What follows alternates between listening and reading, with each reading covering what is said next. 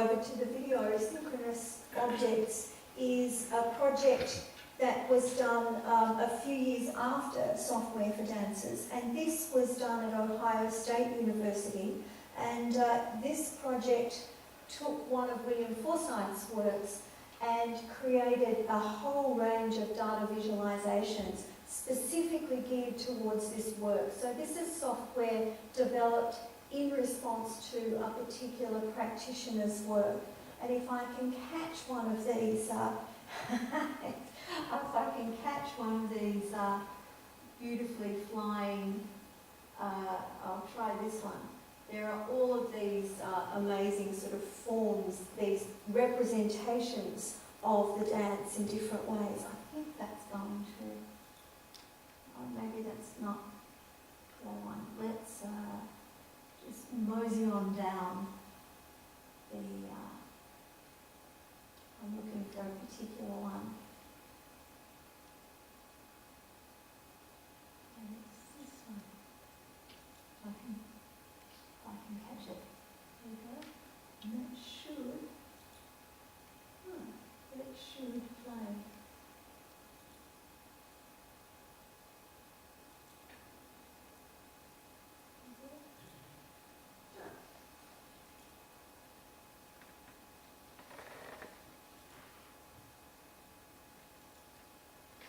I'm not sure why that's not picking up. Maybe we'll just wait a moment and see if it was working before, wasn't it? Yeah, I'm not sure why that's not playing. Is it windowed or full? It's full. Maybe we should go on. It's pretty heavy data stuff. But look, this work, you can get a sense from here, is there, it's not motion captured in fact, but it's actually creating, or the lines are not motion captured, they're hand drawn to actually indicate the synchronization of pathways across this very, very complex dance, if any of you are familiar with it. So I think what's happened is we've gone into the full window, and that takes a while to load. But if we go into, and that quote is, there we go, let's see if we can get one of those up now. Oh, why don't we go, oh no, view all objects. No, that is very strange. I don't know why that's happening, because it normally works quite well. But look, we'll probably move on, come back to that one if we can. But if you can imagine a Forsythe work, and if you can imagine one of the many data visualization approaches that was taken was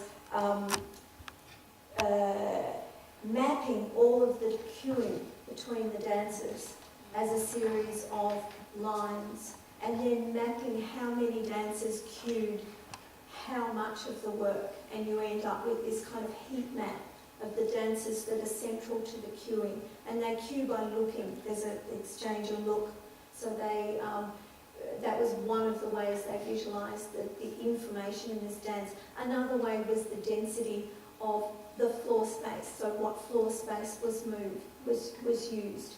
Another was the amount of counterpoints, so the amount of asynchronousness between the movements. So, and as you could see there, I reckon there are probably about 15 of those different visualizations. So that's an example of a tool that's moving away from a generic approach and towards a very specific approach.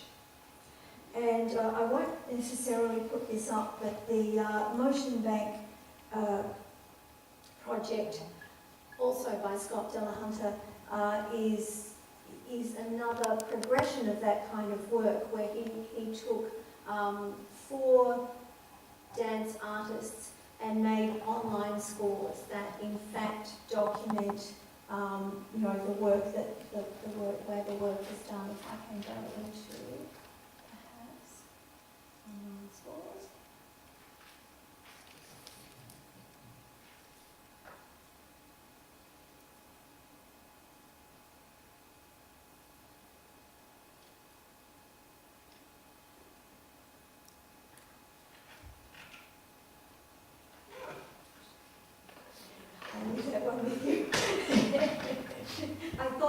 I thought there was some sort of problem. Not to worry, we'll skip over that.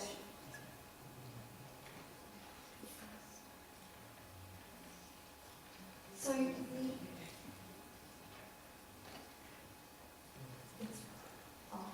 it's probably okay. Something must have come awry there. So what this kind of work is doing is externalising the dance thinking involved. So rather than just representing the dance, rather than analysing it, it's actually externalising what some of the principles involved. Probably very choreographer-centred, I would say, this kind of work. I don't know that this kind of work has necessarily been done in the same way around individual dances, although that would be a very interesting thing to do.